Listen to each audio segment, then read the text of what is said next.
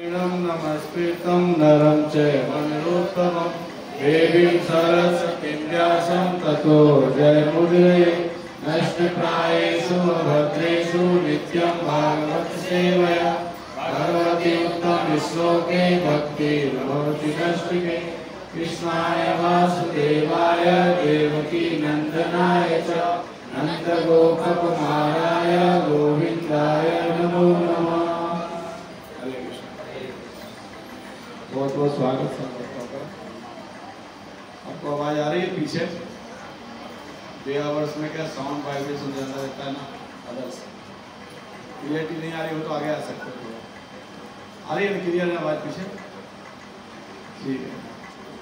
तो भागवतम के 9वें स्कंद में और चौथे 5वें अध्याय में एक कथा आती है दुर्वासा ऋषि की और अम्बरीश महाराज की कथा आती है। वैष्णव किस प्रकार से नम्र और दूसरे को क्षमा कर देते हैं, ये यहाँ पर कथा आ रही है। और किस प्रकार से अगर कोई वैष्णव के चरणों में अपराध करता है तो भगवान भी उसको क्षमा नहीं करते, ये यहाँ शिक्षा मिल रही है। तो ये कथा को आज हम सुनेंगे। भागवतम के 9वें स्कंद में चौथे और 5वें अध्याय में कथा आती है। तो अम्बरीश महाराज नाभाग के पुत्र थे और अम्बरीश महाराज पूरे विश्व पर शासन कर रहे थे। अम्बरीश महाराज भगवान के बहुत बड़े भक्त थे, शुद्ध भक्त थे भगवान के। जब भगवान की सेवा करने का जब कथा आती है, क्लास आती है, तो सभी वैष्णव को एग्जाम्पल देते हैं अम्बरीश महाराज का। सवय मन कृष्ण पदार बिंदु।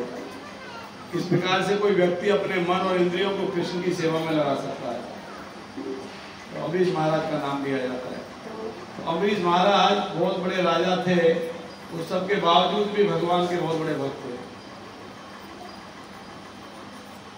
तो एक दिन अम्बरीश महाराज जब एकादशी का व्रत किए हुए थे, तो उसके अगले दिन द्वादश को तो व्रत खोलने का पारण टाइम आ रहा था, तभी वहां पे दुर्वासा मुनि आ गए। तो दुर्वासा ऋषि आए तो अम्बरीश महाराज ने उनसे निवेदन किया कि आप हमारे यहाँ भोजन स्वीकार करिए, आतिथ्य स्वीकार करिए हमारा। तो दुर्वासा ऋषि ने कहा ठीक है, मैं स्नान करके आता हूँ, फिर आपके यहाँ भोजन करूंगा। तब दुर्वासा ऋषि को स्नान करके आने में थोड़ा समय लगा और पर्टिकुलर एक टाइम के बीच में व्रत खोलना होता है। द्वादशी के दिन एकादशी करते हैं आज, तो अगले दिन एक पर्टिकुलर टाइम होता है, उसके उतने बीच में ही भगवान को भोग लगा वो प्रसाद खा के व्रत खोलना होता है। तो हम लोग जब एकादशी का पोस्टर डालते हैं उसमें लिखते हैं पारण टाइम, कैलेंडर में भी लिखा रहता है नेक्स्ट डे पारण टाइम कब है।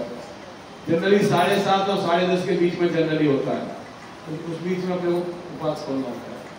तो द्वादशी के दिन जब उनको उपवास खोलना था, तो उपवास का जो पारण टाइम था वो बीते जा रहा था, निकल रहा था, गुजर रहा था, पारण टाइम खत्म होने वाला था और दुर्वासा ऋषि नहीं आए थे स्नान करके।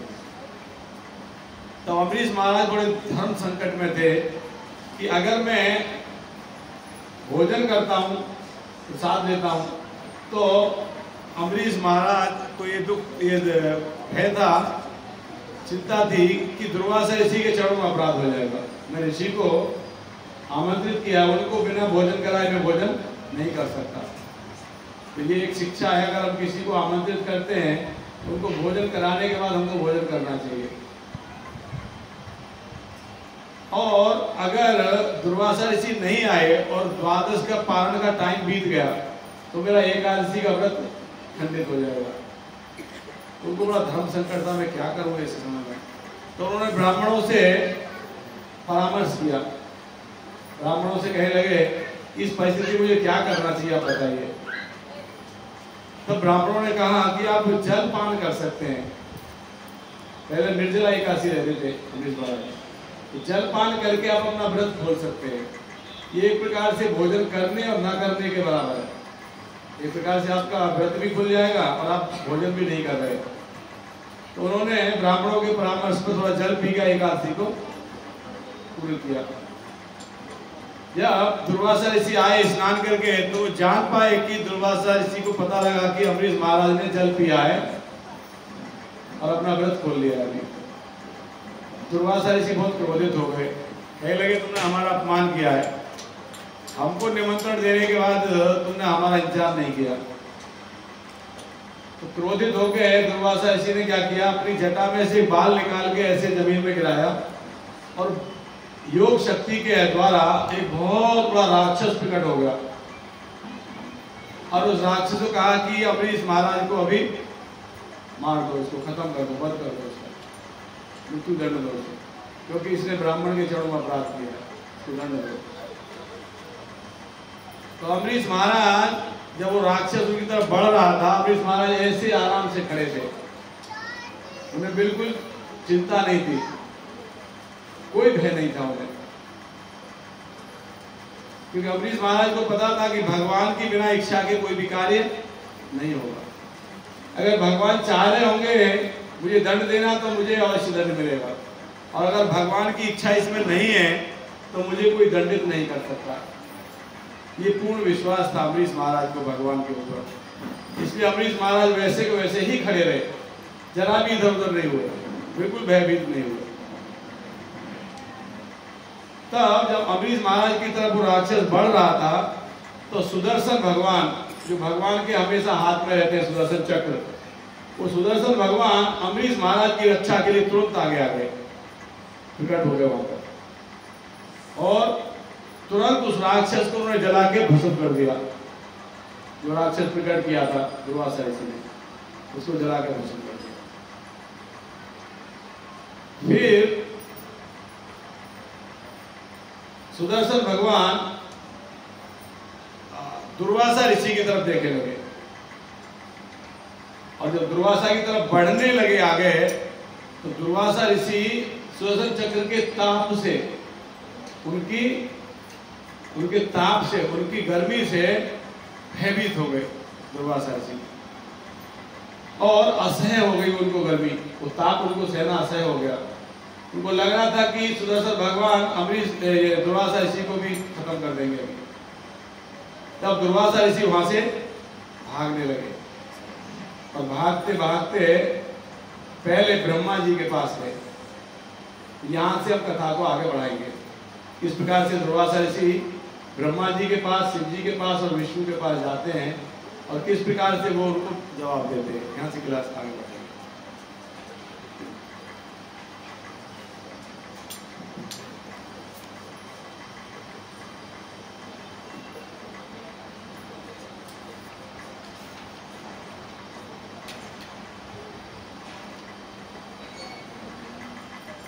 दिशो नभे क्षमा विव्रान समुद्रान लोकान सपालामित्र दिवगत स यतो यतो धावति तत्र तत्र सुदर्शनम द्रुत प्रसंददर्शः।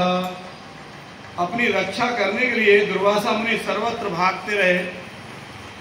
वे आकाश, पृथ्वी तल, गुफाओं, समुद्र, तीनों लोकों के शासकों के विभिन्न लोकों तथा स्वर्गलोक भी गए, किंतु जहां जहां गए वहीं उन्होंने सुदर्शन चक्र की असह्य अग्नि को उनका पीछा करते देखा।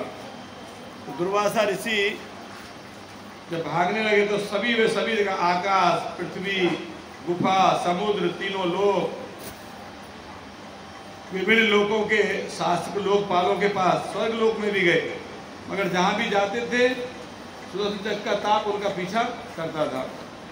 इस प्रकार से दुर्वासा मुनि भयभीत मन से इधर उधर शरण खोजते रहे, किंतु जब उन्हें कोई शरण न मिल सकी तो अंततः वे ब्रह्मा जी के पास पहुंचे और कहा, हे प्रभु, हे ब्रह्मा जी, कृपा करके भगवान द्वारा भेजे गए इस ज्वलित सुदर्शन चक्र से भी रक्षा कीजिए। इस पर ब्रह्मा जी के सामने निवेदन करने लगे दुर्वासा ऋषि। तब ब्रह्मा जी कहने लगे,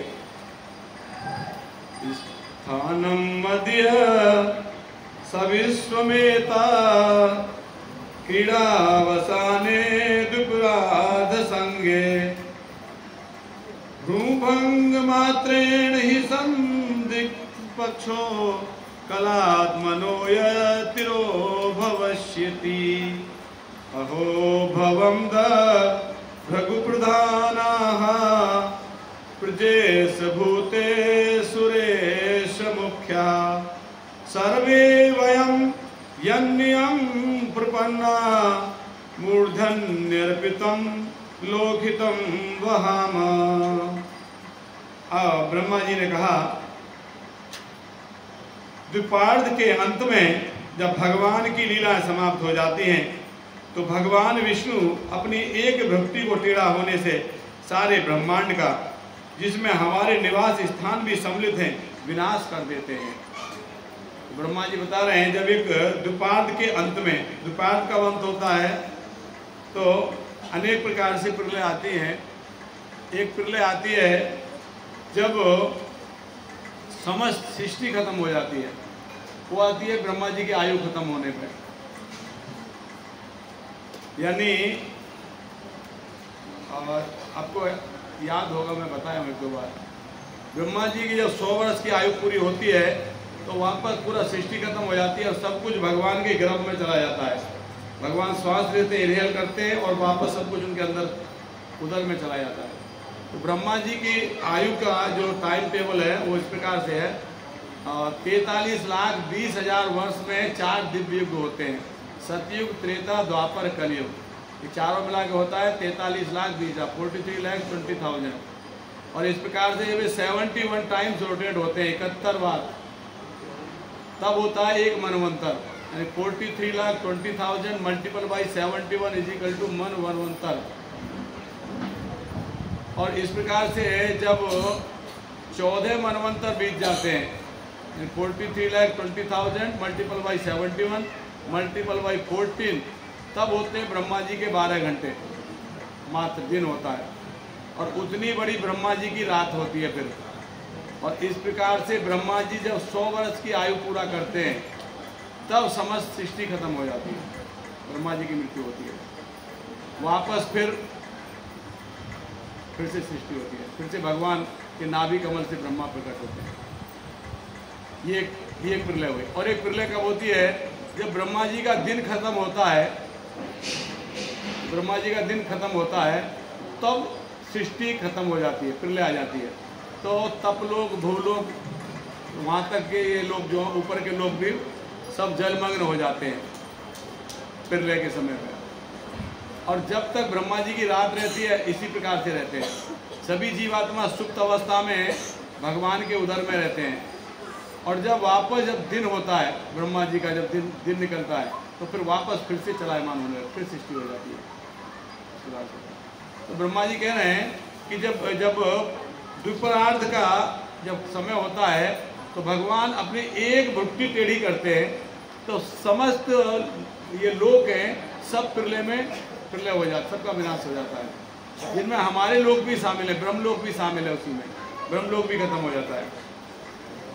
इस प्रकार से कह रहे हैं, मैं तथा शिवजी जैसे पुरुष तथा दक्ष, भृगु आदि प्रधान ऋषि मुनि एवं जीवों के शासक, मानव समाज के शासक, देवताओं के शासक, हम सभी उन भगवान विष्णु को अपने अपने सिर झुकाकर समस्त जीवों के कल्याण हेतु उनके आदेश का पालन करने के लिए उनकी शरण में जाते हैं।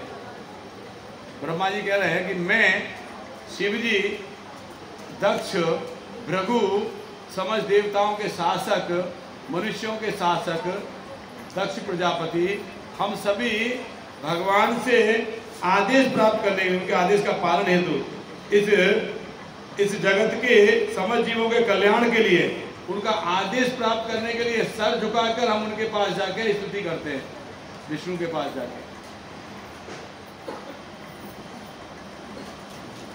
फिर आए कहते हैं, प्रख्यातो विरंचिने विष्णु चक्रो पतात पिता दुर्वासा शरणम याते शर्वम कैलाश वासिनम। जब सुदर्शन चक्र की ज्वलित अग्नि से संतप्त दुर्वासा को ब्रह्मा जी ने इस प्रकार मना कर दिया तो उन्होंने कैलाश लोक में सदैव निवास करने वाले शिव जी की शरण में जाने का प्रयास किया। जब ब्रह्मा जी ने बोल दिया कि नहीं, हमारे बस का नहीं है, हम इसमें कुछ हेल्प नहीं कर सकते, हम हेल्पलेस है, तब दुर्वासा ऋषि शिव जी के पास जाने का उन्होंने प्रयास किया कि शिव जी के पास जाऊंगा।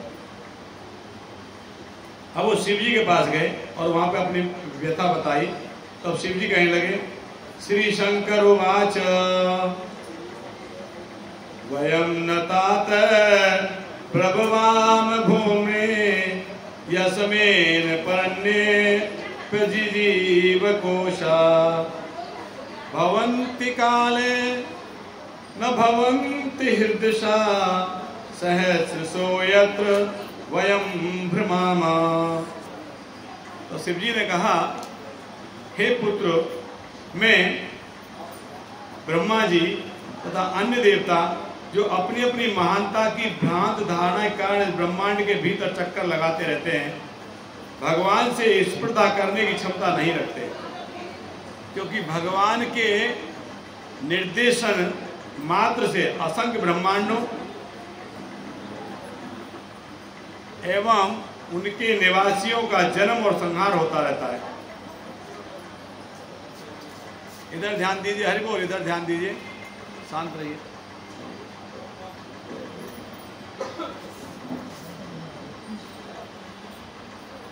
तो शिव जी कह रहे हैं कि मैं और ब्रह्मा जी और अन्य देवता अपनी अपनी महानता की भ्रांत धारणा के कारण, जैसे हम लोगों को ईगो होता है ना, हम चौड़े होकर घूमते हैं, मेरे जैसा कोई नहीं है, ऐसा होता है ना कभी कभी, ऐसे ही वो भी बता रहे हैं, वो एक्सेप्ट कर रहे हैं। कभी कभी हम भी अपनी महानता की भ्रांत धारणा, भ्रांत सही नहीं है वो, हम अपने आप को महान समझते हैं मगर वो है नहीं, हमारी ऐसी धारणा होती है।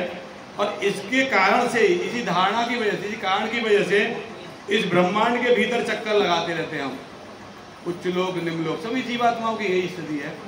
जीवात्मा अपने आप को स्वतंत्र मानकर और कर्ता मान बैठता है और इसलिए उसके अंदर अहम और ईगो का भाव होता है और इसी कारण से वही उसके बंधन का कारण बनता है।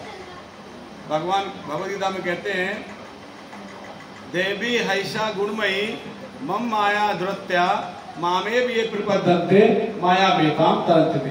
भगवान कहते हैं, देवी हैषा गुणमयी मम माया धृत्या, धृत्या मतलब दुष्कर। भगवान कहते हैं कि देवी हैषा गुणमयी, गुण मतलब 3 गुणों वाली, रजोगुण, सतोगुण और तमोगुण, ये देवी प्रकृति है, मम माया, ये मेरी माया शक्ति है। और दुरत्या, इसको डील करना बड़ी डिफिकल्ट है। भगवान कहते हैं मम माया दुरत्या, फिर कहते हैं मामे भी प्रपद्यन्ते, माम एवे प्रपद्यन्ते, माम मतलब मेरे, ए मतलब ही। अगर कोई मेरे ही शरणागत हो जाता है, सिर्फ मेरे शरणागत, मामे वे प्रपद्यन्ते माया मेताम तरन्ते, वो इस माया के बंधन को पार कर सकता है।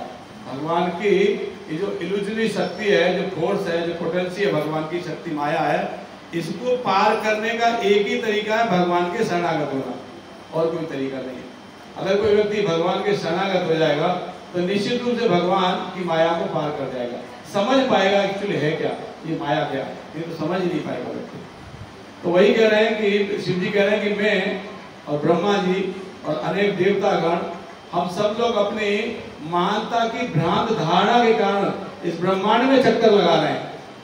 इसी प्रकार से हम जीवात्मा मनुष्य भी, हम लोग भी इस ब्रह्मांड में चक्कर लगा रहे हैं, कभी अधोलोक में, कभी ऊर्ध्वलोक में, कभी ऊपर के लोकों में, कभी नीचे के लोक में, कभी ऊपर की योनियों में, कभी नीचे की योनियों में, कभी पशु योनि में, कभी देवता की योनि में भी जा सकते हैं, जैसा हम कर्म करेंगे। मगर भ्रमण कर रहे हैं इसी भौतिक जगत में। कब तक भ्रमण करेंगे? जब तक हमारा फॉल्स ईगो खत्म नहीं हो जाएगा, जब तक हम भगवान के शरणागत नहीं हो जाएंगे। जब भगवान के शरणागत हो जाएंगे तभी हम इस भौतिक बंधन के से बाहर निकल सकते हैं, अदरवाइज नहीं निकल पाएंगे। कह रहे हैं कि ब्रह्मांड के भीतर चक्कर लगा देते हैं, भगवान से स्पर्धा करने की क्षमता नहीं रखते। हम लोग भगवान से स्पर्धा करने की क्षमता नहीं रखते। वी आर नॉट कॉम्पिटिटिव, हम कंपटीशन नहीं कर सकते भगवान के साथ। और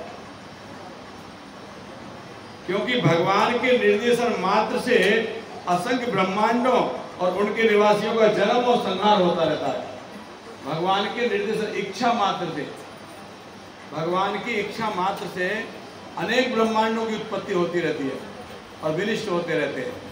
अब देखते हो समुद्र में आपने देखा लहर आती है, एक लहर आएगी, बहुत सारे पानी को बुलबुले बन जाते हैं, बबल्स, पानी को जो लहर आती है समुद्र में बहुत सारे बबल्स बन जाते हैं, और एक लहर आती है वापस सब फूट जाते हैं, फिर एक लहर आती है और दूसरे कुछ बन जाते हैं। इस प्रकार से जैसे बबल्स बनते फूटते रहते हैं, ऐसे ही भगवान की इच्छा मात्र अनेकों ब्रह्मांड प्रकट होते रहते हैं और विनिष्ट होते रहते हैं। ये तो हमारा एक ब्रह्मांड है, पृथ्वी इतना बड़ा है, इससे 16 लाख गुना बड़ा सूर्य है, वो भी इसी ब्रह्मांड में। ऐसे अनेक लोक हैं, वो सब भगवान की इच्छा मात्र से प्रकट होते हैं और विनिष्ट होते हैं। एकोपसो रचयतो जगदंड कोटि, ब्रह्म संहिता में श्लोक आता है, एकोपसो रचयतो जगदंड कोटि, कोटि मतलब करोड़ों करोड़ों, जगदंड मतलब ब्रह्मांड की उत्पत्ति करते हैं भगवान, एक भगवान इच्छा मात्र से।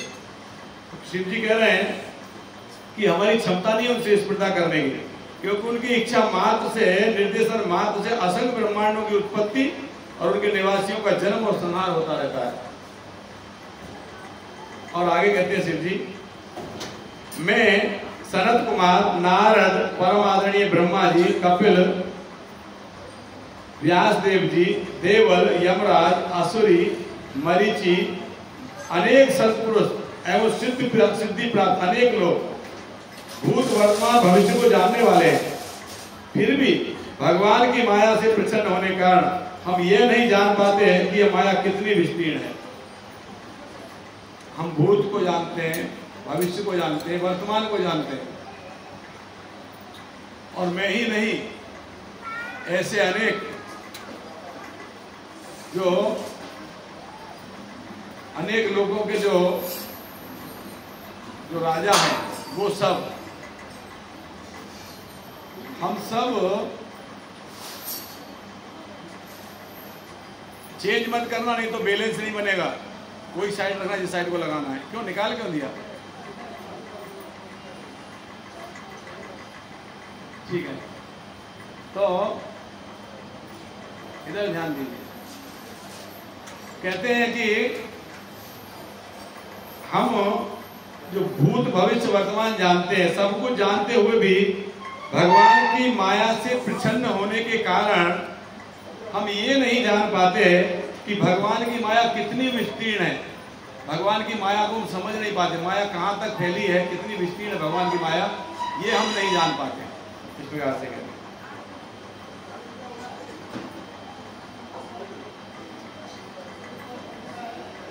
तुम उन्हीं भगवान के पास जाकर राहत प्राप्त करने के लिए जाओ, क्योंकि सुदर्शन चक्र हम लोगों के लिए भी दुस्सह है। कह रहे हैं कि तुम उन्हीं भगवान के पास जाओ।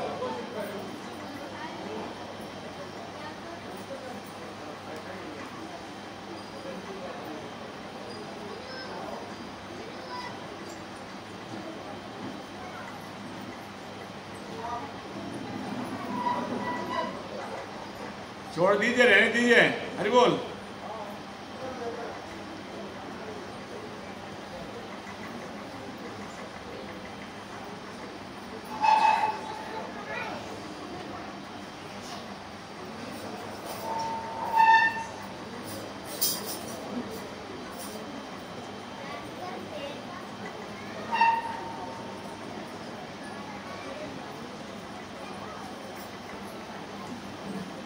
ध्यान दीजिए।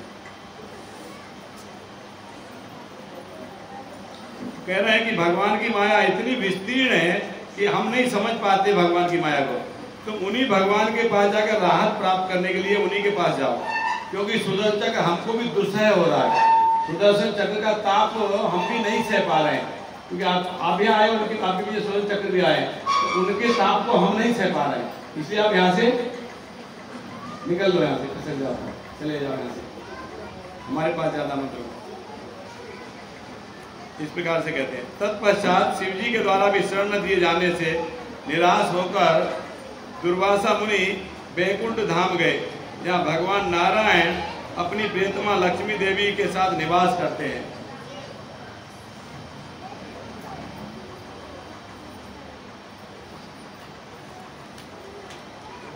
सुदर्शन चक्र की गर्मी से झुलसे हुए महान योगी दुर्वासा मुनि नारायण के चरण कमलों पर जाकर गिर पड़े।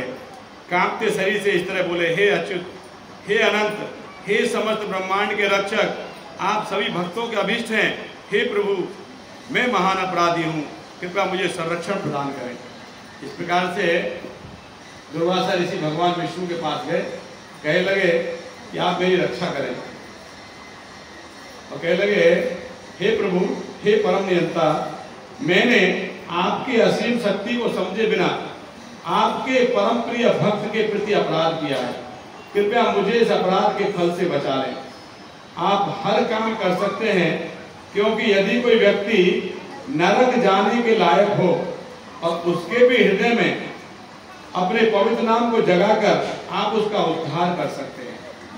दुर्वासा ऋषि भगवान से प्रार्थना कर रहे हैं कि मैंने आपकी असीम शक्ति को समझे बिना, आपकी असीम, जिसकी कोई सीमा नहीं है, भगवान की शक्ति की कोई सीमा नहीं है, उस असीम शक्ति को समझे बिना आपके परम प्रिय भक्त के प्रति अपराध किया है। भगवान को भक्त बहुत प्रिय होते हैं और अमरीश महाराज परम प्रिय कहा गया, उनको परम प्रिय थे, प्रिय में भी प्रिय थे अमरीश महाराज। मैंने उनके प्रति अपराध किया है, इसलिए आप मुझे इस अपराध के फल से बचा लें। वैष्णव के चरणों में किया हुआ अपराध बहुत गंभीर होता है, इसलिए कभी भगवान के भक्त के चरणों में अपराध नहीं करना चाहिए। कह रहे हैं उससे मुझे बचा लें। आप हर काम कर सकते हैं, भगवान हर काम कर सकते हैं, आप कुछ भी कर सकते हैं। और लास्ट क्या कह रहे हैं कि अगर कोई व्यक्ति नरक भी जा रहा है तब भी आप उस व्यक्ति के हृदय में अपने नाम के प्रति श्रद्धा जगाकर आप उस व्यक्ति को नरक जाने से रोक सकते हैं। अगर कोई व्यक्ति जघन्य से जघन्य पाप भी किया है और अगर वो व्यक्ति भगवान की भक्ति कर रहा है, भगवान के नाम का स्मरण कर रहा है, उच्चारण कर रहा है, अपराध रहित होकर, बिना कोई अपराध करते हुए, तो भगवान जो सबके हृदय में परमात्मा के रूप में बैठे हुए हैं, वो उस व्यक्ति के समस्त प्रकार के पापों को नष्ट कर देते हैं भगवान।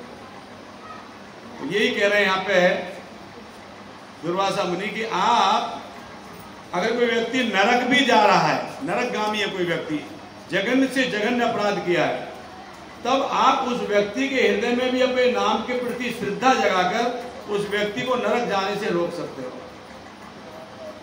तो भगवान के नाम में इतनी शक्ति है, भगवान का नाम इतना पावरफुल है। अगर कोई व्यक्ति नरक भी जा रहा है, जघन्य से जघन्य पाप किया उस व्यक्ति ने, और अगर भगवान के नामों का उच्चारण करता है वो शुद्ध हृदय से, तो ऐसा व्यक्ति नरक जाने से बच जाता है। ये भगवान के नाम की शक्ति है। अब ऐसा निवेदन करके दुर्वासा ऋषि भगवान के चरणों में बैठ गए। अब भगवान कहने लगे दुर्वासा ऋषि से, कहने, श्री भगवान वाच, बहुत महत्वपूर्ण श्लोक है, आप सब बोलिए, अहम भक्त पराधीनो ही अस्वतंत्र इव द्विज साधु भी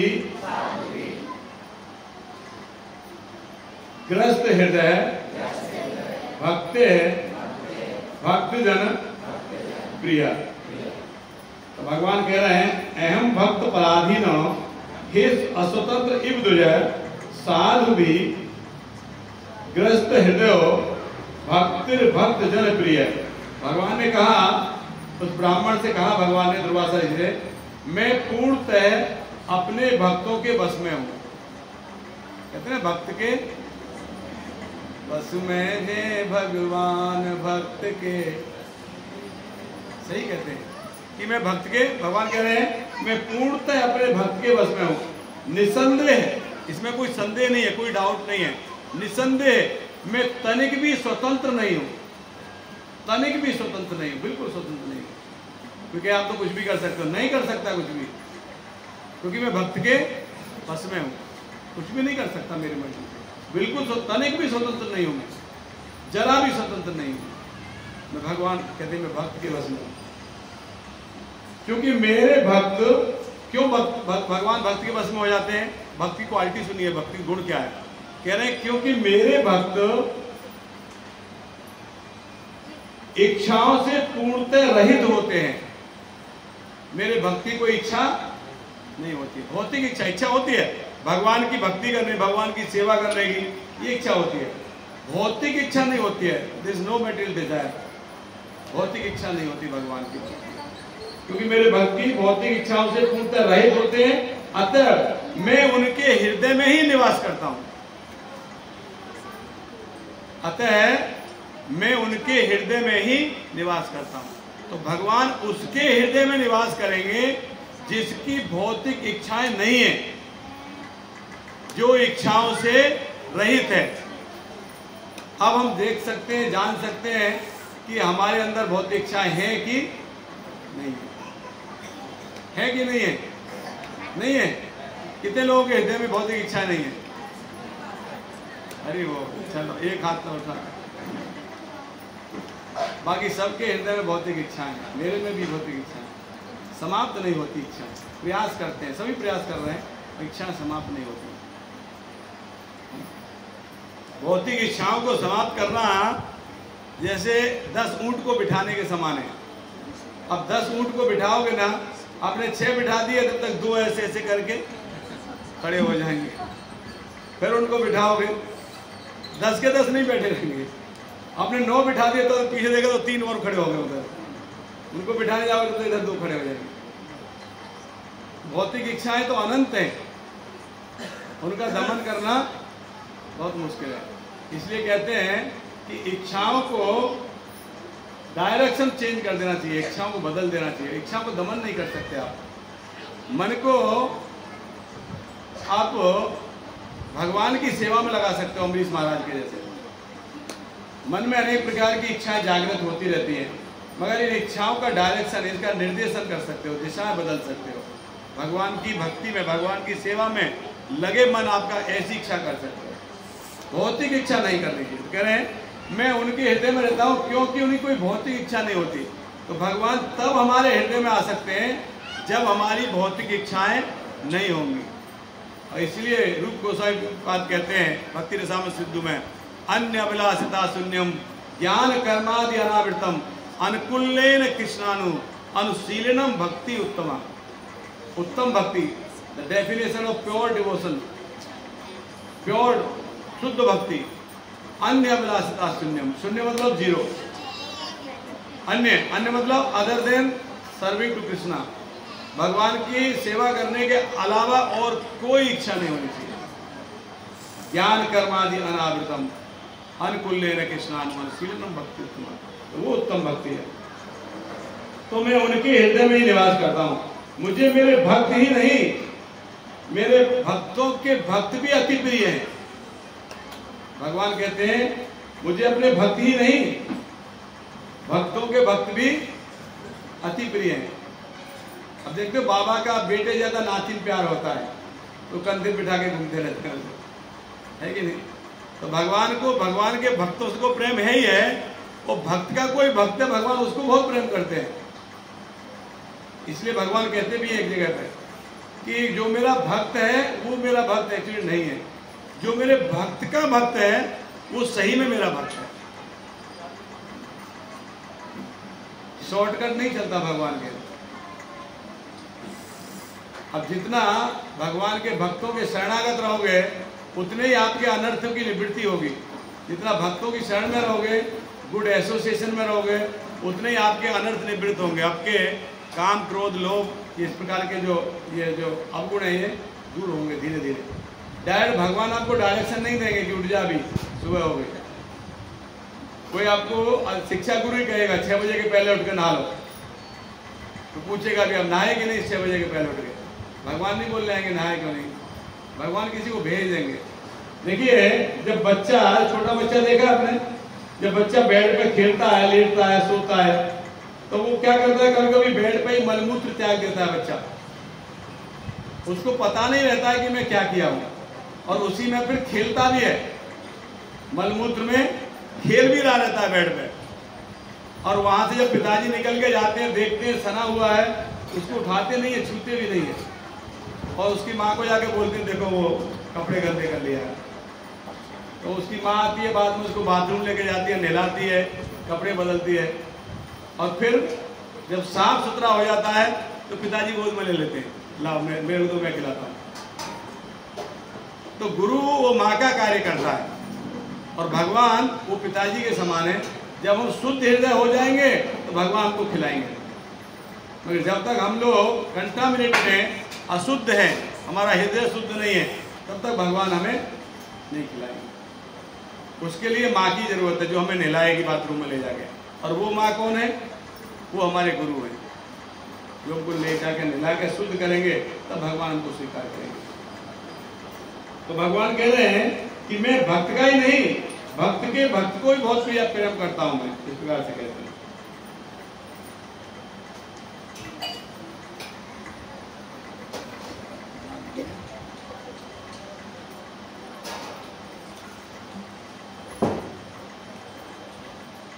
मेरे भक्त मेरी प्रेमा भक्ति में लगे रहकर सदैव संतुष्ट रहते हैं। वे मोक्ष के 4 सिद्धांतों में भी तनिक रुचि नहीं रखते। यद्यपि उनकी सेवा से उन्हें स्वतः प्राप्त हो जाते हैं, तो फिर स्वर्गलोक जाने के नश्वर सुख के विषय में क्या कहा जाए। भगवान बता रहे हैं, अपने भक्त के गुण बता रहे हैं। भक्त में क्या गुण है? कह रहे हैं कि मेरे जो भक्त हैं मेरी प्रेमा भक्ति में लगे रहते हैं, भगवान की प्रेमा भक्ति करते हैं, प्रेम से भगवान की भक्ति करते हैं, और उसमें ही सदैव संतुष्ट रहते हैं, भक्ति में ही संतुष्ट रहते हैं। उन्हें और कुछ नहीं चाहिए, उन्हें दूसरा कुछ नहीं चाहिए। हमारे जैसे नहीं है, आपकी बात नहीं कर रहा, मेरी बात कर रहा हूं। जैसे हम लोग 20 रुपए का नारियल चढ़ाते हैं और 20 लाख की गाड़ी मांगते हैं मंदिर में जाकर। 20 रुपए के नारियल में 20 लाख की गाड़ी मांगते हैं और फिर कहते हैं हम तो बहुत बड़े भक्त हैं। बिना नहाए तो हम कुछ खाते नहीं है। तो भगवान कह रहे हैं कि जो मेरी प्रेमा भक्ति में लगे रहते हैं उनको मोक्ष के 4 सिद्धांत, 4 प्रकार के मोक्ष, हम जनरली मोक्ष के बारे में जानते हैं। मोक्ष मतलब मोक्ष भी कितने प्रकार के हैं, यहाँ पे जैसे 5 प्रकार के, यहाँ पे 4 प्रकार की चर्चा हो रही है। 4 प्रकार के मोक्ष, वो 4 प्रकार के मोक्ष भी उनको नहीं चाहिए, भक्त को मोक्ष नहीं चाहिए। इसमें सालोक्य, सालोक्य मतलब भगवान के लोक में जाके रहना, भगवान के लोक में रहना, सालोक्य। सारूप्य, भगवान के जैसा रूप प्राप्त करना, चतुर्भुज रूप में, विष्णु रूप में। भगवान के धाम में भगवान के भक्त चतुर्भुज रूप में रहते हैं, वैसे ही भगवान के जैसे ही। सारूप्य। सामीप्य, भगवान के निकटतम, घनिष्ठ, भगवान के निकटतम। जैसे वृंदावन में भगवान के घनिष्ठ मित्र हुआ करते थे सब, ऐसे भगवान का निकट, सामीप्य, समीप रहना। और सृष्टि, भगवान के ही जैसा ऐश्वर्य प्राप्त करना। ये 4 प्रकार की मुक्ति है। तो इस मुक्ति को भी वो नहीं चाहते, भगवान के भक्त को मुक्ति नहीं चाहिए। आपको कई जगह देखा है, आपको मिलेंगे मोक्ष मार्गी, कुछ ऐसे संप्रदाय मिलेंगे, इनको नाम है मोक्ष मार्गी, यानी मोक्ष की मार्ग में, वो मोक्ष में जा रहे हैं। भागवतम कह रही है भक्त को मोक्ष भी नहीं चाहिए, जबकि उनकी भक्ति करने से मोक्ष उनके पीछे पीछे चलता है। मुक्ति हाथ बांध कर उनके बाहर खड़ी रहती है, आपकी सेवा में आना चाहते हो। भक्त कहता है मुझे जरूरत ही नहीं है, मुझे मुक्ति नहीं चाहिए। इसलिए जब हम कार्तिक में दामोदर अष्टकम गाते हैं तो आपको याद होगा एक श्लोक सत्यव्रत मुनि का लिखा हुआ, वरम देव मोक्षम न मोक्षावधीवा न चारम वरे हम वरे सादपी। वरम देव मोक्षम न मोक्षा विधिवा न चारणम वरे हम वरे सादपी है। इदम ते बपूर्णात गोपाल बालम सदा में मनस्या विरस्ताम के मान। इदम ते बपूर्णात गोपाल बालम सदा में मनस्या विरस्ताम के मन। सत्यव्रत मुनि लिख रहे हैं कि वरम देव मोक्षम न मोक्षा विधिया। आप तो वर देने में वरदराज है, भगवान का ही नाम वरदराज है। साउथ में मंदिर है भगवान का, भगवान वर देने में राजा है, कुछ भी दे सकते हैं आप तो, मगर मुझे कुछ आपसे वर नहीं चाहिए। वरम देव मोक्षम न मोक्ष चाहिए ना दूसरी मोक्ष कोई मोक्ष प्राप्त करने की कोई विधि चाहिए। न चाहम वरे हम वरेशाद भी इदम ते वपुरनाथ गोपाल बालम। क्या चाहिए मुझे?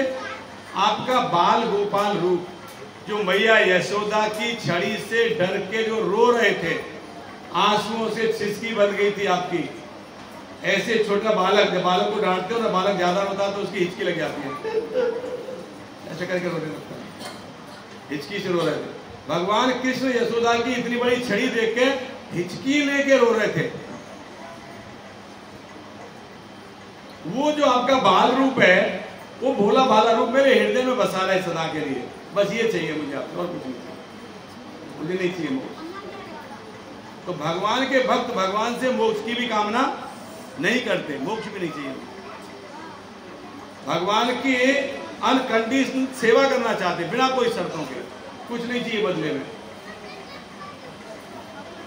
ये भगवान के भक्त का गुण है। तो कहते हैं कि मुझे तनिक रुचि नहीं है मोक्ष में। तो जब व्यक्ति भगवान के धाम में जाकर मोक्ष प्राप्त करने की रुचि नहीं रखता, तो स्वर्गलोक की तो बात ही छोड़ दो। स्वर्गलोक क्या है? स्वर्गलोक ऐसा लोक है जो यहां से हजारों गुना वहां पे भोग ज्यादा है, बस, और कुछ नहीं है। जैसे युगांडा का व्यक्ति वाशिंगटन डीसी में जाके रहने लगे, साउथ अफ्रीका से जाके सीधा अमेरिका में चला जाए, तो वहां पे थोड़ा ऐश्वर्य ज्यादा है कंपेरेटिवली साउथ अफ्रीका के। तो पृथ्वी लोक में जो हमारा जो भोग है, जो ऐश्वर्य है, वहां पे हजारों गुना ज्यादा स्वर्ग में। तो वहां पे भी एक जीवन की अवधि है, जैसे यहाँ पे 100 वर्ष है, वहां पे 10,000 वर्ष है। जब 10,000 वर्ष की अवधि पूरी हो जाएगी तो वापस जीवात्मा इसी पृथ्वी लोक पे फिरा जाएगा, अपने कर्म के अनुसार। जैसा कर्म किया होगा वैसी योनि प्राप्त करेगा फिर यहाँ पर। तो जब वापस आना ही है तो फिर जाने का मतलब क्या हुआ? इसलिए भगवान कहते हैं कि जो मेरे धाम में जाता है, वैकुंठ में जाता है, वो कभी वापस नहीं आता। तो जो भगवान के भक्त हैं वे स्वर्ग जाने की भी इच्छा नहीं करते, मुक्ति की भी इच्छा नहीं करते, मात्र भगवान की सेवा करने की उनकी इच्छा होती है। इस प्रकार से भगवान कह रहे हैं, साधवो हृदयमय्यम साधुनाम हृदयम तुहम मध्यन्ते तेने जानन्ति नाहम तेभ्यो मनागपि। शुद्ध भक्त सदैव मेरे हृदय में रहता है और मैं शुद्ध भक्त के हृदय में सदैव रहता हूं। भगवान कह रहे हैं शुद्ध भक्त हमेशा मेरे हृदय में रहता है और मैं हमेशा शुद्ध भक्त के हृदय में रहता हूं। मेरे भक्त मेरे सिवाय और कुछ नहीं जानते, मेरे भक्त मेरे अलावा और किसी को नहीं जानते, और मैं उनके अतिरिक्त किसी और को नहीं जानता। मैं भी मेरे भक्त के अलावा किसी को नहीं जानता। जय जगन्नाथ। तो ना मेरे भक्त मेरे अलावा किसी को जानते और ना मैं अपने भक्तों के अलावा किसी को जानता। देखो कितना घनिष्ठ संबंध है भक्त और भगवान का, है कि नहीं? वैष्णव भजन गाते हैं, भक्त के बस में है भगवान। रियली भक्त के बस में, भक्त बिना वो कुछ भी नहीं है। भक्त कह रहे हैं भगवान, मैं भक्त के हृदय में रहता हूं, भक्त हमेशा मेरे हृदय में रहता हूं। इतना घनिष्ठ संबंध है भगवान का। एक बार हनुमान जी तो भगवान राम को मिलने गए थे, तो भगवान राम एक डायरी पलट रहे थे। हनुमान जी बड़े ध्यान से देख रहे थे क्या पलट रहे हैं। भगवान अंदर गए तो हनुमान जी जगह बैठ गए डायरी के पास, पलटने लगे। देखा उसमें नाम लिखे हुए, सबकी लिस्ट लिखी हुई थी, नाम की सब नाम लिखे हुए थे। ऊपर लिखा था भक्तों के नाम, डिवोटीज नेम, भक्तों के नाम। तो हनुमान जी ने देखा मेरा किधर है, पूरा पेज पलट मारा, हनुमान जी का नाम ही कहीं दिखाई नहीं दिया। हनुमान जी डायरी बंद करके उदास बैठ गए, सुस्त हो गए हनुमान जी, उदास हो गए। भगवान राम आए, कहने लगे हनुमान उदास क्यों? बोले नहीं कोई बात नहीं ऐसे। अरे बोलो बोलो क्या उदास क्यों? भगवान तो परमात्मा है सबके हृदय में। भगवान समझ गए हनुमान जी की तकलीफ, भगवान बोले बोलो क्या प्रॉब्लम क्या है? बोले कोई नहीं ऐसे। अरे बोलो ना। बोले ये डायरी कैसी है? बोले डायरी में भक्तों के नाम लिखे हुए। अब तो हनुमान जी को और भी ज्यादा। बोले हमारा नाम कहाँ है इसमें? हमारा तो नाम ही नहीं है इसमें। क्या हम भक्ति नहीं कर रहे? क्या इसका मतलब हम सेवा नहीं कर रहे?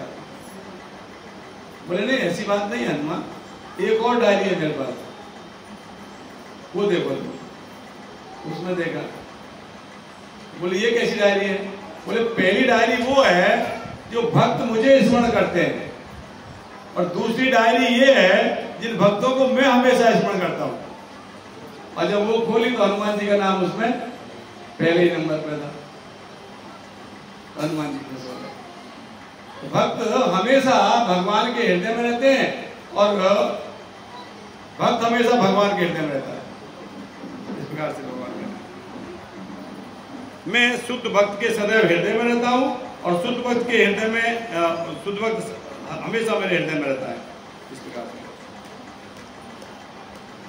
कह रहे हैं दुर्वासा, हे ब्राह्मण, अब मैं तुम्हारी रक्षा के लिए उपदेश देता हूं। अब मैं तुमको बताता हूं तुम्हारी रक्षा कैसे हो सकती है। भगवान कह रहे हैं मुझसे सुनो, तुमने महाराज अम्बरीश का अपमान करके आत्मद्वेष से कार्य किया है। द्वेष से कार्य किया, तुमने द्वेष किया है। उनका कोई अपराध नहीं था, अम्बरीश महाराज का कोई अपराध नहीं था, तुमने द्वेष से कार्य किया है। इसलिए तुम एक क्षण भी देरी किए बिना तुरंत उनके पास जाओ, तुरंत अम्बरीश महाराज के पास जाओ। जो व्यक्ति अपनी तथा की शक्ति का प्रयोग भक्त पर करता है, उसकी वह शक्ति प्रयोक्ता को ही हानि पहुंचाती है। इस प्रकार कर्ता को हानि पहुंचती है, विषय को नहीं। भगवान ने एक बहुत इंपॉर्टेंट बात बताई, अगर कोई व्यक्ति भगवान के शुद्ध भक्त के प्रति अपराध करेगा, तो वो जो उसको शक्ति है, भगवान ने जो शक्ति दिया है, ये दुर्वासा ऋषि को शक्ति कौन दिया? भगवान ने दिया। उनके पास शक्ति थी, सिद्धि थी, उन्होंने एक बाल से एक राक्षस प्रकट किया, ये शक्ति थी। मगर इस शक्ति का प्रयोग कहां किया? भक्त को नुकसान पहुंचाने के लिए प्रयोग किया। इसलिए उसकी शक्ति नष्ट हो जाती है। अगर कोई भक्त को नुकसान पहुंचाने के लिए आप अपनी शक्ति का उपयोग करोगे, तो आपकी शक्ति नष्ट हो जाएगी, और न सिर्फ नष्ट हो जाएगी, उल्टा आपको ही दुख देगी। इसलिए दुर्वासा ऋषि को तीनों लोक में भागना पड़ा, क्योंकि उन्होंने अपनी शक्ति का दुरुपयोग किया, ईर्ष्यावश। अम्बरीश से ईर्ष्यावश दुरुपयोग किया। इसलिए कभी भी किसी से ईर्ष्या नहीं करनी चाहिए, क्योंकि ईर्ष्या करने वाला व्यक्ति पहले खुद को हानि पहुंचाता है, बाद में दूसरे को हानि पहुंचती है। सिंपल सा एग्जांपल वैष्णव देते हैं, अगर आप आग उठा के किसी को मारोगे, तो पहले हाथ किसका जलेगा? क्योंकि आपने उठाया हाथ, आग आपके हाथ में आ गया, फिर आपका हाथ जलेगा। उसको तो बाद में लगेगी, गिरेगी नहीं गिरेगी, लगेगी नहीं लगेगी, बाद की बात है, पहले तो आपका हाथ जलेगा। ईर्ष्या पहले हमको नुकसान पहुंचाती है, बाद में जिससे हम ईर्ष्या कर रहे हैं उसको पहुंचाए या न पहुंचाए अलग की बात है, मगर पहले नुकसान हमारा होता है। इसलिए ईर्ष्या नहीं करनी है। ईर्ष्या करने से हमारा मन संतप्त हो जाता है, हमारा मन दुखी हो जाता है। व्यक्ति जब ईर्ष्या करता है दूसरों से, तो उसमें क्या? जेलसी, ईर्ष्या। ईर्ष्या होने से आपका मन दुखी होता है, इसके पास ये है, मेरे पास ये नहीं है। कभी तो ईर्ष्या करते हो? गरीब से कोई ईर्ष्या करेगा? ये गरीब हो गया, मैं नहीं हुआ, कोई बोलेगा ऐसे? किससे ईर्ष्या करेंगे? जिसके पास कुछ होगा। इसके पास ही बड़ी गाड़ी है, मेरे पास छोटी है, तो ईर्ष्या करेंगे। तो उससे हमारा मन कैसा होता है? दुखी हो जाता है। इसे ईर्ष्या दूसरे को बाद में नुकसान करती है, पहले अपने आप को नुकसान करती है। इसलिए ईर्ष्या नहीं करना चाहिए। इसलिए भगवान कह रहे हैं तुमने ईर्ष्या और द्वेष से कार्य किया, अतः तुम एक क्षण की देरी किए बिना तुरंत उनके पास जाओ। जो व्यक्ति अपनी तथा की शक्ति का प्रयोग भक्त पर करता है, उसकी शक्ति प्रोक्ता को ही हानि पहुंचाती है, विषय को नहीं। यानी जिसको अब हानि पहुंचाना चाह रहे थे अम्बरीश को, उनको हानि नहीं हुआ, हानि आपको हुआ है। इसलिए एक पल भी मत लगाओ, वापस अम्बरीश के पास जाओ, वही तुमको क्षमा कर सकते हैं, क्योंकि मैं स्वतंत्र नहीं हूं, तनिक भी स्वतंत्र नहीं हूं। मैं मेरे मन से कुछ भी नहीं करता, मैं भक्त के अधीन हूं। तुमने अपराध जहां किया है, क्षमा भी वही कर सकते हैं और कोई नहीं कर सकता। इसलिए अगर किसी व्यक्ति से जाने अनजाने किसी वैष्णव के प्रति अपराध होता है, पहले तो वैष्णवों को अपराध करना ही नहीं चाहिए। आप सभी कथा सुनते हो, सभी यहाँ आते हो, मैं सबको वैष्णव कंसीडर करके ही चल रहा हूँ, सबको भक्त कंसीडर करके चल रहा हूँ। आप ये विशेष ध्यान रखिए, कभी भी आपकी बोलचाल की भाषा में, आपके व्यवहार में बिल्कुल भी रूढ़ता नहीं होनी चाहिए, बिल्कुल रूखापन नहीं होना चाहिए। कहते आदमी गुड़ न दे गुड़ जैसी बात तो करे, है कि नहीं? अब बोल तो सकते हो मीठा, जो सब प्रेम से बोलो ना, क्या जा रहा है आपका, कुछ जा रहा है क्या? इसलिए वैष्णव को हमेशा ध्यान रखना चाहिए, दूसरों का सम्मान करना चाहिए। इसलिए चैतन्य महाप्रभु के 8 श्लोक थे और 8 श्लोक में तीसरा श्लोक सबसे महत्वपूर्ण श्लोक था। चैतन्य महाप्रभु कहते हैं, अमानिना मान देना कीर्तनीय सदा हरि, ये उनका श्लोक है तीसरा। अमानिना मान देने, जब व्यक्ति अपने सम्मान की इच्छा नहीं करता और दूसरों को सम्मान देने के लिए हमेशा तत्पर रहता है, जब ऐसी मनोदशा हो जाएगी तभी व्यक्ति भगवान के नाम का निरंतर कीर्तन कर सकता है। अदरवाइज मेरी तरह थैली ढंग के घूमते हो, कुछ होने वाला नहीं है। थैली टांगने से कुछ नहीं होगा। जब तक अपने सम्मान की इच्छा से रहित नहीं हो जाएंगे, दूसरों का सम्मान करने के लिए हमारे अंदर भाव जागृत नहीं होगा, तब तक हम भगवान का शुद्ध नाम ले ही नहीं सकते, शुद्ध नाम नहीं ले सकते। मैकेनिज्म से नाम लेते हो, हरे कृष्ण हरे कृष्ण, मैकेनिज्म से, मगर भाव नहीं आएगा वो हृदय से। वो तब आएगा जब हर एक व्यक्ति को आप सम्मान दोगे, क्योंकि हर एक व्यक्ति के हृदय में परमात्मा बैठा हुआ है। इसीलिए वैष्णव कुत्ता और गाय में कोई फर्क नहीं मानता। तो कहते हैं प्रभु जी कैसे कुत्ता कुत्ता है, गाय गाय है, क्या क्या बात कर रहे हो? नहीं, दोनों के हृदय में परमात्मा बैठा हुआ है। तो जो भक्त है, जो ब्राह्मण है, जो विद्वान है, जो पंडित है, पंडित ना विद्वान, जो विद्वान है वो जानता है कि ये शरीर है बाह्य वस्त्र है, बाह्य वस्त्र है। किसी ने ब्लू शर्ट पहनी, किसी ने येलो पहनी, किसी ने पिंक पहनी, किसी ने ग्रीन पहनी, ये एक प्रकार के वस्त्र है। किसी को पशु का शरीर मिला है, किसी को मनुष्य का मिला है, किसी को पक्षी का मिला है, जैसे जैसे इसके कर्म वैसे वैसे उसको शरीर मिला है। ज्यादा पैसा होंगे तो अच्छे ड्रेस खरीद के लेगा, रेमंड का खरीद के लाएगा। कम कपड़े कम पैसा होगा तो सस्ता खरीद के लाएगा। अच्छा अच्छे कर्म होंगे तो अच्छी ड्रेस मिल जाएगी, देवता की ड्रेस ही मिल सकती है। कर्म खराब होंगे तो कुत्ते की ड्रेस मिल जाएगी, है कि नहीं? तो ये जस्ट ड्रेस है, जस्ट कपड़े हैं। तो ये परमात्मा सबके हृदय में बैठा हुआ है। इसलिए जो व्यक्ति द्वेष नहीं करता किसी से, सबको समान भाव से देखता है, ऐसा व्यक्ति भगवान के नाम का गुणगान कर सकता है। कह रहे अभी तुम जाओ और अमरीश के पास जाओ, तब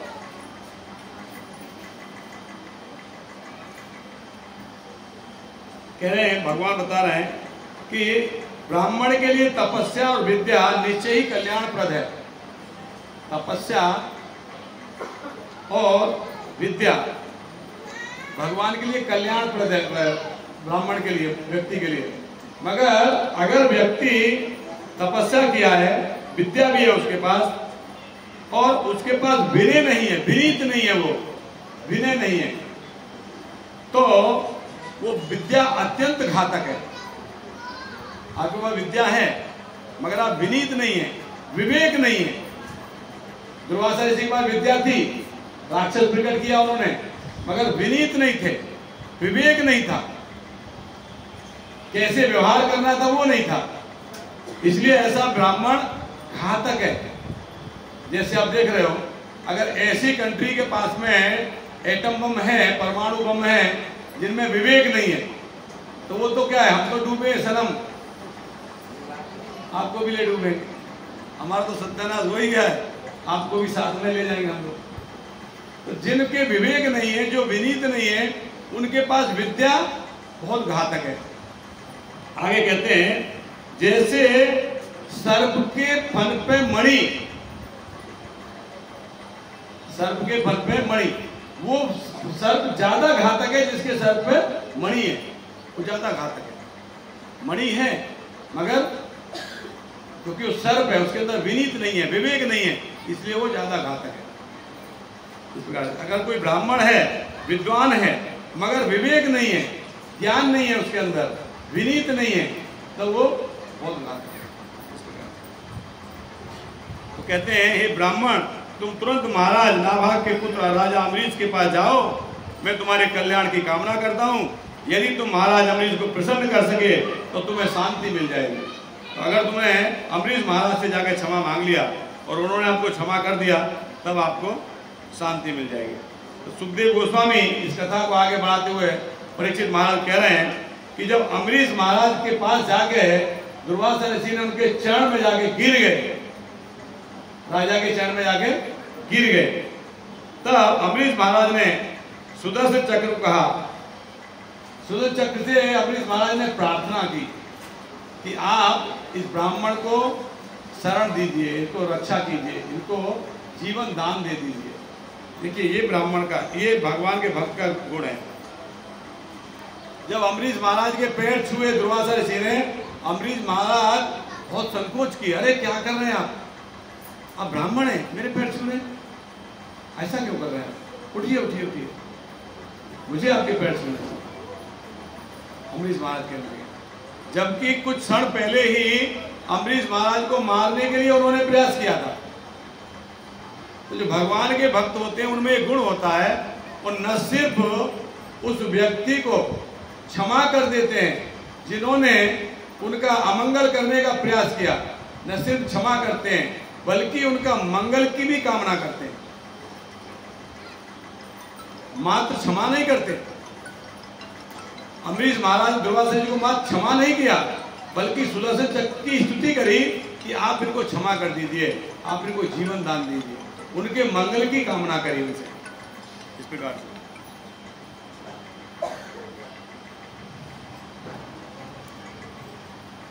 हो गया, प्रसाद बन गया। तो फिर इस प्रकार से सुदर्शन भगवान को प्रार्थना की, सुदर्शन भगवान शांत हो गए और दुर्वासा ऋषि के प्राणों की रक्षा हुई। इस प्रकार से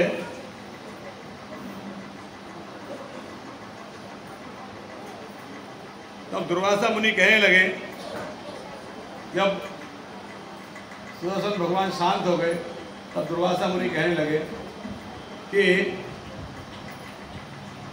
आज मैं एक वैष्णव का गुण ठीक से जान पाया, समझ पाया कि वैष्णव कितने दयालु होते हैं, भगवान के भक्त कितने दयालु होते हैं। क्योंकि जिस व्यक्ति को मारने का मैंने प्रयास किया, उस व्यक्ति ने मेरे जीवन की रक्षा के लिए भगवान से प्रार्थना की। और ऐसा एक उदाहरण आप देखते हो भागवतम में प्रहलाद महाराज का। प्रहलाद महाराज के पिता हिरण्यकश्यप प्रहलाद महाराज को मारने का प्रयास कर रहे थे, अनेकों प्रकार से प्रयास किया प्रहलाद महाराज को मारने के लिए। और वही जब भगवान नरसिंहदेव प्रकट हुए तो प्रहलाद महाराज ने कुछ नहीं मांगा भगवान नरसिंहदेव से, एक चीज मांगी कि मेरे पिताजी का उद्धार कर दो। जो पिताजी प्रहलाद को मारने का प्रयास कर रहे थे, उन्हीं पिताजी के कल्याण के लिए उन्होंने भगवान से प्रार्थना की। तो ये वैष्णव का गुण है। इस प्रकार तो अभी हमारे यहाँ पे हर संडे को यहाँ पे नरसिंह यज्ञ होता है। तो जो व्यक्ति भी नरसिंह यज्ञ कराना चाहते हैं, यहाँ पे आज भी हुआ था नरसिंह यज्ञ, तो जो व्यक्ति नरसिंह यज्ञ कराना चाहते हैं वो हमारे किसी भक्त से संपर्क कर लीजिए, आप हमसे संपर्क कर लीजिए। तो आप संडे को 11 बजे 10:30 बजे जैसा आपको समय लगे बता दीजिए, 10:30 से 11:30 के बीच में नरसिंह यज्ञ करा सकते हो। यहाँ पे कोई अकेला व्यक्ति भी करा सकता है, पति पत्नी भी करा सकते हैं, मतलब कपल भी आके बैठ सकते हैं, जो अपना अकेला भी चाहे तो अकेला व्यक्ति भी करा सकता है। तो यहाँ पर नरसिंह यज्ञ हमने ये इसी संडे से शुरू किया है। तो अब जिसकी इच्छा हो यहाँ पे आ सकते हैं आप। नरसिंह यज्ञ होगा, बाद में आप प्रसाद पा के जाइए। मान लीजिए यानी 10 बजे यज्ञ हुआ तो 11:15 बजे यज्ञ खत्म हो जाएगा, 11 बजे प्रसाद पा के आप जा सकते हैं। तो जिसको भी यज्ञ कराना है, कपल में आना है, सिंगल आना है, किसी पुरुष को कराना है, किसी माता जी को मतलब स्त्री को कराना है, कोई भी आके करा सकता है, हमसे संपर्क कर सकते हैं। ठीक है। तो और आज रोहन प्रभु का जन्मदिन था, 2-3 दिन पहले था उनका जन्मदिन, मगर आज संडे को उन्होंने संडे का फीस उन्होंने स्पॉन्सर किया है। यहाँ पे आपको यहाँ पे 3 बोर्ड दिखाई दे रहे हैं। पहला बोर्ड है जो नित्य सेवा देते हैं। नित्य सेवा मतलब भगवान की सेवा में लगाने के लिए जो हर महीने एक राशि देते हैं, 200, 300, 500 जो भी जिसकी इच्छा है, जो मंथली देते हैं हर महीने, ये वो नाम है। इसके बाजू में जो है वो फेस्टिवल डोनर्स का है, जो फेस्टिवल में हमें डोनेशन देते हैं डोनर्स, उनका नाम है। तीसरा जो लिस्ट है वो संडे है, पूरे साल 2024 के कितने संडे हैं ना, 52, 53 जो भी संडे है वो इसमें लिखे हुए हैं, उनकी डेट लिखी हुई है। यानी संडे की फीस्ट कौन स्पॉन्सर कराना चाहते हैं, तो जिसका जन्मदिन है, जिसकी शादी की वर्षगांठ है, या जिसका और भी कोई ओकेजन है, वो अब